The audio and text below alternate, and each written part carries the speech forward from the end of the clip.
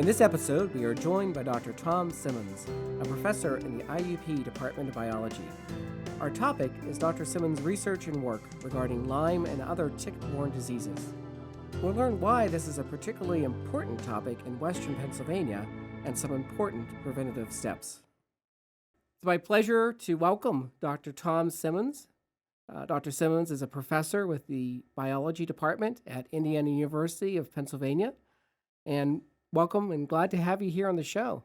Yeah, thanks for inviting me. Any opportunity to talk about ticks and tick-borne diseases, it's a good day. So to get started, could you tell us a little bit about how long you've worked here at IUP and your experience teaching here? So this is my 32nd year at IUP. I came from University of Rochester. I was doing a postdoctoral fellowship in toxicology. And I was hired actually to direct and develop a public environmental health program in the biology department, which I did when I first came. And I taught classes related to public environmental health and toxicology, both human and ecological. And I also did research in that area for my first, 20 years. And about 10 years ago, my interest started to shift. And my background is I'm very broadly trained, actually. I have an undergraduate degree in zoology, animal biology, a master's degree in ecology, mostly aquatic ecology, aquatic biology, and I have a PhD degree in cell biology and biochemistry. And that's when I got into toxicology. And then I moved to University of Rochester for a couple of years to do a postdoctoral fellowship in the medical school toxicology. So about 10 years ago, I actually started my interest shifted back to zoology. I think in the late 70s, I wasn't quite sure what to do with that degree. And luckily, about 10 years ago, I discovered the field of disease ecology, which relates to animal biology, not just particularly diseases that spill over from non-humans to humans. I mean, a recent example of that, unfortunately, is COVID, which has spilled over from non-humans to humans. And I got into ticks and tick-borne diseases at that time. And that allowed me to get back to small mammal trapping for mice that are the reservoirs for many of these tick-borne diseases. And then, of course, the ticks, which are the vectors and transmit to humans. So I've been doing that for the last 10 years. And my teaching has also changed. I've gravitated more towards public health, and I now teach courses in epidemiology, emerging diseases, zoonotic diseases. I know I'm missing one there, parasitology. So my research interests and my teaching interests over the last 10 years have really shifted. And that's been nice at IUP. I've been able to do that at IUP. You can't do that at every university. Sometimes you just kind of get locked in. Where here it really allowed me to expand. Thank you for sharing that. So as your research interest has shifted and you've started to research in the area specifically involving ticks, tell us a little bit about the research topics and focus that you've had there. So it all began in the early 2010s. I was teaching an applied entomology and zoonosis course. And I have neighbors that were complaining about ticks their dogs getting ticks when they were walking in White's Woods Nature Center, just outside the borough. So I decided for a Friday afternoon, it was a Friday afternoon lab, my favorite time, not necessarily the students' favorite time to have lab, but we decided to go to White's Woods and survey and collect ticks, see how many we would get. And so we divided the class, 24 students, into 4 groups. We mapped out White's Woods. We made some homemade tick drags, which I can describe later if you'd like. And we went up for an afternoon and about 3 hours in White's Woods, dragging for ticks along the edges of trails. We collected about 110 ticks. And at that time, the Pennsylvania Department of Environmental Protection, the same folks that do mosquito monitoring and West Nile virus and other mosquito-borne diseases, started to dabble in ticks as well. And they started to gear up, and they're in their lab for testing for the Lyme disease pathogen that causes Bacterium spirochete, that causes Lyme disease. So I asked if we could send our ticks there for testing. And we did, and 78% or so came back positive. And that's the time I realized, wow, this is really becoming a problem in Western Pennsylvania. And since then, I continue to collaborate with the Pennsylvania Department of Environmental Protection, and now also collaborate with the Pennsylvania Department of Health. I have colleagues at University of Pittsburgh, the Medical Center, and the School of Public Health, Pennsylvania Department of Health, and some other universities, Penn State, Muhlenberg College, and others. So as you did that particular study with your students and you found that high percentage of ticks carrying that agent for Lyme disease, what was the significance of that in terms of what you would have expected to find in that type of study? Well, it's a great question. So really previous to that and prior to, let's say, the early 2000 and actually before 2015, we didn't know the density of ticks, abundance of ticks in Western Pennsylvania. We knew nothing about it. We knew very, very little about what we call infection prevalence, how many of the ticks were infected with the disease. So being able to collect that many ticks so quickly and having that prevalence was, I'd say, surprising. I mean, we've known that so Lyme disease has been a reportable disease in the U.S. and Pennsylvania since the 1990s. So we have pretty good data in terms of numbers of cases of Lyme disease in the U.S. and Pennsylvania specifically, and even Indiana County even more specifically. And we know what we call the incidence, that is how many cases per 100,000 people.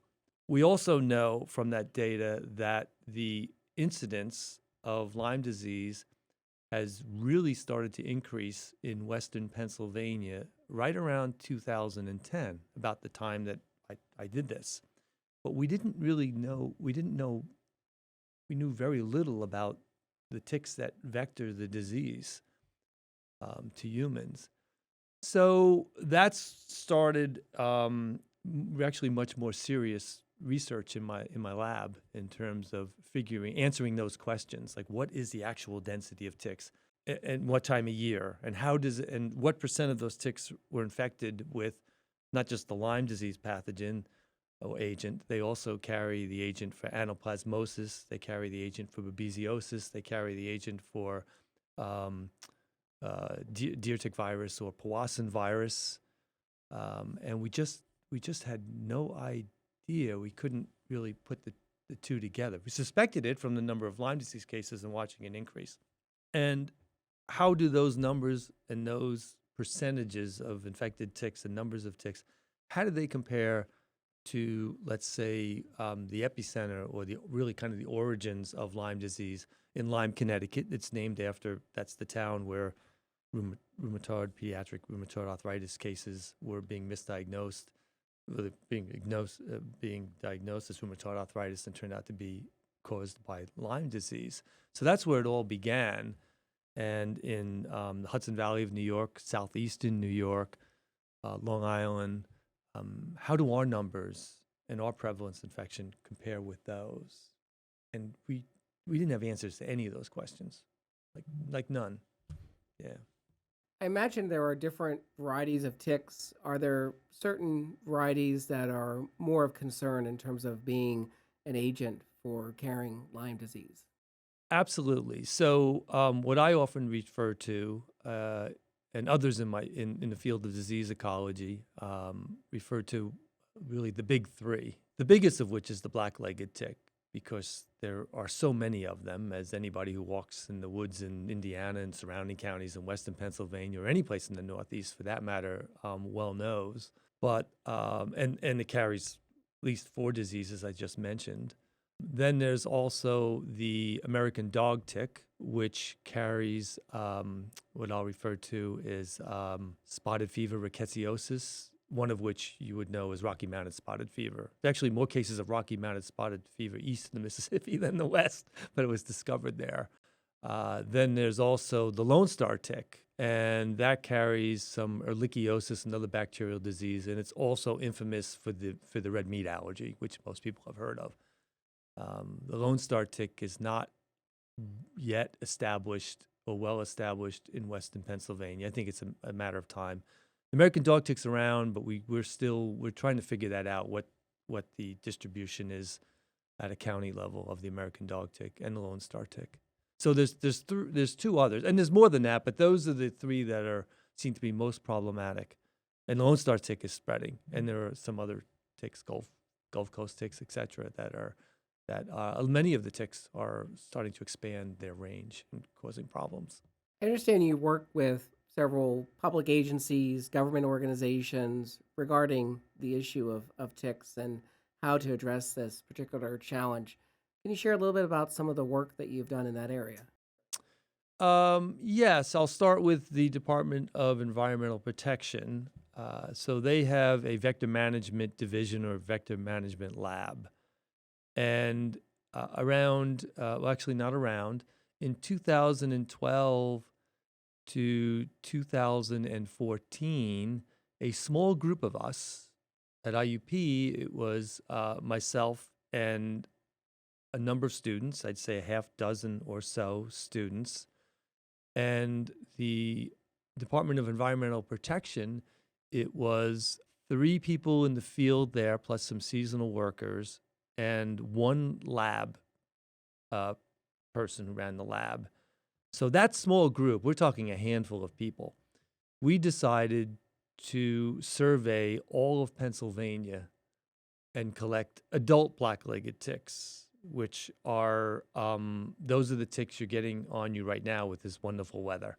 Those are adult ticks. They've overwintered from the fall. Same population of ticks. They've just been inactive over the winter. So we literally scoured Pennsylvania, every county. I did most of Western Pennsylvania counties with my students. And the Department of Environmental Protection did mid and eastern Pennsylvania with the full-time folks and seasonal workers. And we collected adult ticks in the fall, late fall, and early spring. Why did we limit ourselves to adult ticks in the late fall and early spring? Because the rest of the year, they have to collect mosquitoes and test them for West Nile virus. So they're sort of doing it on the side. And we did. Our goal was to collect ticks we tried to collect at least 25 ticks in every county, all 67 counties. Sometimes we got more, sometimes we got less. In fact, the last ticks that were collected for that study were from Somerset County. We had a hard time finding ticks there. So we scoured Pennsylvania, just drove and looked for good sites, mostly, game lands and public lands and parks, et cetera, not exclusively. And we tested them for 3 pathogens: the Lyme disease agent, anaplasmosis agent, and babesiosis agent. And we collected, let me see here, we sampled in about 120 sites. We collected over 2,000 adult ticks throughout the county and tested them. And 46% of those tested positive for the Lyme agent, 3% for anaplasma agent, 3% for babesia agent, which we had no idea that we would be able. And that was pretty much, it varied a little bit, but that was pretty much the same for the entire state. It wasn't just the eastern part of the state or the southeastern part of the state, such as Chester County. So that was a wake-up call. I mean, there were a lot of folks out in Western PA, including physicians. I think the vets had a better idea, but physicians not a less better idea. So at that time, you could be not uncommonly misdiagnosed because the thinking was that Lyme disease was an eastern Pennsylvania problem, or it was a east of the tunnels problem. It wasn't a problem in Western Pennsylvania. This study, which was published in 2015, it was a joint public news conference public announcement by the Pennsylvania Department of Environmental Protection and the Pennsylvania Department of Environmental Health, which basically said we have infected ticks in every county in Pennsylvania. And that's why we kept the study going until we could get positive ticks in every county. And Somerset County was very stubborn. So actually, one student and myself went to Somerset County about 5 times and worked for hours to collect a handful of ticks. And we'd send them to the state, and they were negative. Go out again, negative. Go out again, negative. Finally, we shipped off a small number, less than 10 ticks, and it was positive. We wrapped up the study because there's a big difference between 65 and 67 counties with positive ticks in every county. So the tagline was from Erie to Philly. Every county has ticks infected with Lyme disease. But the importance of that was that now it was recognized that black-legged ticks and Lyme disease were a problem throughout the state, and not just and you have to remember, this is about the time, only the early 2010, 11, when Lyme disease cases really started to almost logarithmically increase in Western Pennsylvania. So we got that information. I mean, since then, we're doing more work now. The Pennsylvania Department of Environmental Protection is in their 5th year of a 5-year very intensive surveillance of ticks and tick-borne diseases in Pennsylvania. And now we're working very closely with the Pennsylvania Department of Health. Actually, yesterday I had what we call the Tick-Borne Disease Community of Practice meeting. So we meet every month or two. Those of us that are, about a dozen of us that are really involved in tick and tick-borne disease research in Pennsylvania. So once there's an awareness that there's a high prevalence of ticks in an area, what are the mitigation or the preventive strategies that should be considered then? So if you consider what we could call the tick toolbox, so to speak, I mean, what tools are there available to us to try to control ticks? And trying to control ticks is very problematic. Let's just say that. And in fact, there's a lot of and I give presentations not uncommonly to the public, and I will present practices that are kind of accepted for, controlling ticks. Do hardscaping on the edges of woods, gravel or whatever to make it dry. Don't let brush, overgrow an area, because that provides more protection and humidity for the ticks. Even spraying for ticks. I mean, there are acaricides that are effective. Some are chemical, some there's a fungal one, there's some biological. And, can we do perimeter spraying or spraying a property to lower tick contact or actually infection due to a bite from a tick? And many or most of the different methods for controlling ticks, deer, right? That's always a big one. I mean, the deer tick was called the deer tick, so we blame the deer for everything. But really, the deer are part of the biology of the tick, and they're important in some ways, but they're not important for the Lyme disease agent at all. So we're only starting to really investigate, as a scientific community, and see what really works and what doesn't work. And we're probably disappointed more times than not. So the number one way it's not to control ticks, it's sort of to control being bitten by ticks. And to control being bitten by ticks means we have to change our behavior. It's really prevention on our part, which is sometimes not easy. I mean, I have to do this, I have to do that. I have to spray my clothing with permethrin or bipermethrin impregnated clothing to protect myself. I have to stay away from the edge of paths, which is overgrown, to protect myself. I have to, when I come in from the woods, I should take your clothes and put them in a dryer for 10 minutes high heat. Not the wash, the dryer. That's hot and dry. They won't last 10 minutes in there.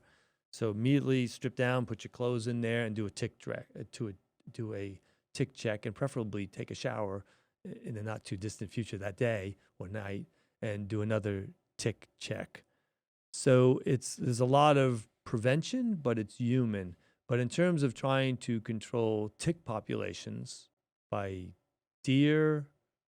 controlling deer, research shows that the research we have shows that you'd have to limit the deer population to about 10 deer per square mile to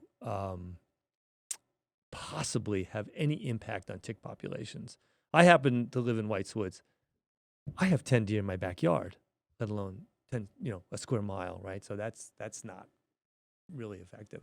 So it's really prevention and behavior and being aware and vigilant in terms of where you are, not plowing through tick habitat. But if you are a hunter or I like to get off the beaten trail, I'm bird watching, you should wear light-colored clothing, to tuck your shirts into your pants, tuck your pants into your socks, and you should spray not your skin but your clothes with permethrin, which is easily purchased at many home centers,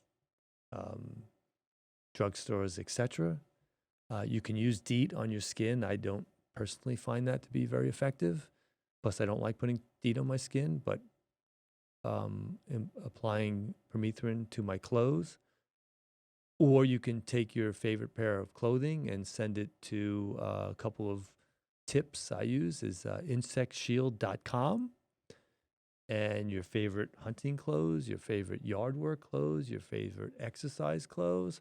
And for about $10 to $15 per piece of garment, $10 or so for the pants, $10 or so for your favorite shirt, they will impregnate it with permethrin and send it back, and you pay the shipping. And I do that. My research clothes, that's what I do. That's what we do. My students, we have our clothes. We do it annually, right? And permethrin is very, very, very effective. It not only repels the ticks, it's a contact insecticide, acrocide. It kills the ticks. And knock on wood, hopefully we won't end up with a population of ticks that's resistant to permethrin, because I don't think there's anything left that is that effective. And or if you are bitten by a tick and you're concerned, you can send it to ticklab.org. It's at East Stroudsburg University. They get funding from the state, and they will test your tick free of charge, or your pet's tick free of charge, and test it for the Lyme agent and the other agents we've talked about, even Powassan virus, and send a report, and it all happens within 7 to 10 days. Now, you're not supposed to make clinical decisions based on whether or not your tick tests positive, because not every infected tick infects. I know my colleague at Andy Nowak at UPMC, I recall him once saying that it's about, he called it a 1 in 100 hit rate. And I read that once in one paper. So more times than not, the tick is not going to infect, but it only takes one. So having a positive tick doesn't mean, oh my goodness, I have Lyme disease. It does not. That you should work with your healthcare provider and decide based on symptoms, and some healthcare providers will prescribe usually doxycycline immediately. Some will wait, tell you to wait, and just different doctors make different evaluations and different decisions and different recommendations. But you can send that tick in. If it's negative, it's peace of mind. If it's positive, not really peace of mind, but you shouldn't rush and panic. You should not panic. It's just more information. Thanks for sharing those preventive strategies and also what to do in terms of kind of an immediate response. And that was very informative. And I agree, just having that option of, people will wonder, the significance of that tick bite, and at least having an answer there could be very reassuring to people. In this episode, we learned that tick-borne diseases are an important rural health topic due to their increasing prevalence in many areas. These diseases, which include Lyme disease and Rocky Mountain spotted fever, can cause serious health complications if left untreated. With limited access to healthcare services in rural areas, it is important to raise awareness of tick-borne diseases and to promote preventive measures to reduce the risk of infection.